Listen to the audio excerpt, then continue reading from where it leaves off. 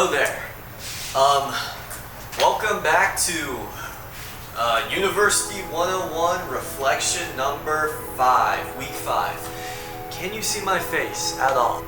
I think so. I think we're good. It doesn't look as, okay, yeah. Just a few things right off the bat. I know I promised an epic week 5 reflection. Next week, I'm going to be coming out with an insane week 5 reflection. But I sadly am having to postpone it to next week.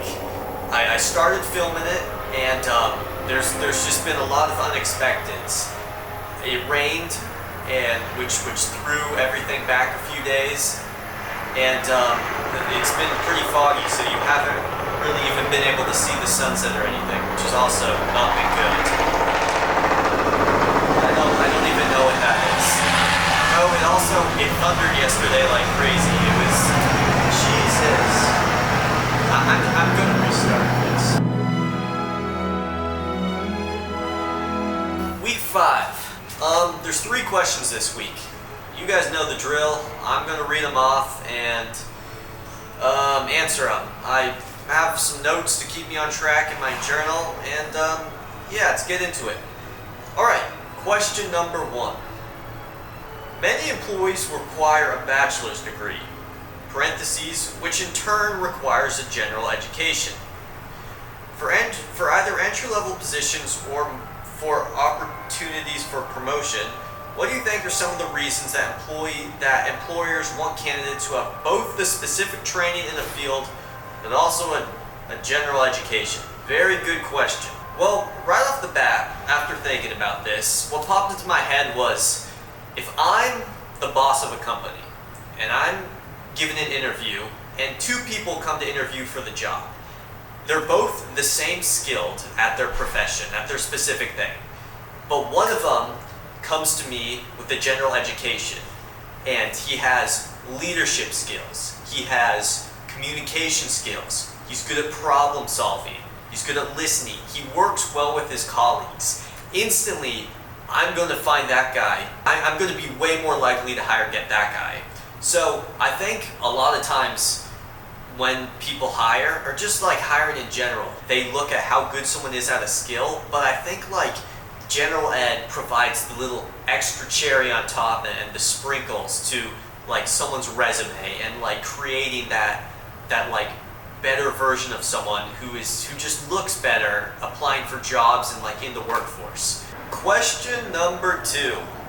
In what ways do you think your general education experience can positively impact your personal and professional life in the future? I'm going to start off with how it can affect my personal life.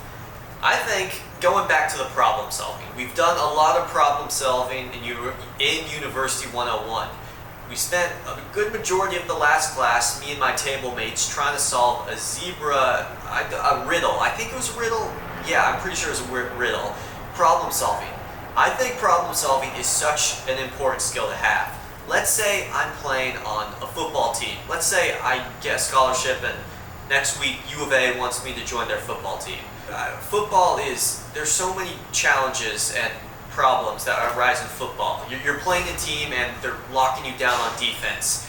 Okay, how are we going to change up our offense so we can counter them? Sports teams, clubs, hobbies you like doing. Being able to solve problems is such a good skill to have in life. You're in a relationship, the person you're with, you guys are fighting. Being able to like talk to them and communicate could save the relationship, all I'm saying. So yeah, the examples for personal life would probably be like sports teams and stuff, and maybe like relationships, like you're dating someone, or it could just be like you're fighting with your family and being able to communicate with them could save a potential divorce, or maybe you don't get disowned by the family. I don't really know.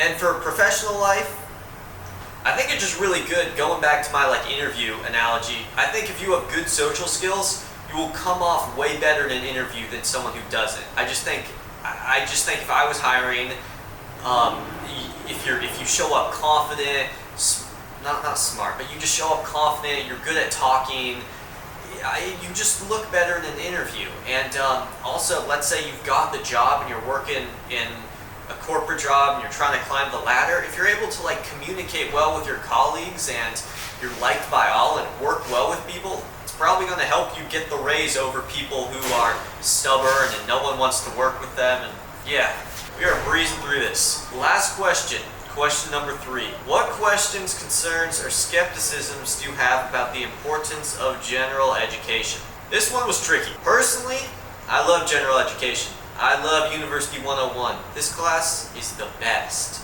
And that sounds sarcastic, but it's not. I actually enjoy it. It's nice 45 minutes a week, or maybe it's 50, to just come and sit and talk with other people, solve problems, and communicate. But if I had to think of a skepticism, my one would probably be, maybe it's not for everyone.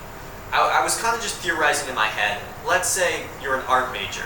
You've come to college and all you want to do is just hone your craft when it comes to painting. You want to be the best painter you can possibly be. It would probably be a little bit annoying to have to go to University 101 classes when you've come to college to do one thing and now you're being forced to do another thing. I feel like a lot of the skills that we learn in this class, we kind of have been learning, at least me, since like, I don't know, like I first started school, learning to like share and not fight my classmates and stuff like that. And I think it could be a little bit repetitive sometimes. I think a lot of the stuff, even though I think I'm getting better at the skills I talked about at the beginning, I think a lot of them I have already a pretty good understanding of, and maybe coming to this class isn't, I don't know, might be a little bit annoying in the sense that it could be taken away from the major that like you're honing in on. So yeah, that's it for this week's reflection.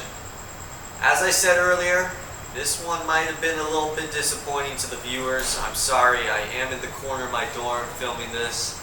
But yeah, I still hope that you enjoyed, and I swear, pinky promise, unless there's another thunderstorm, week 6 will be epic.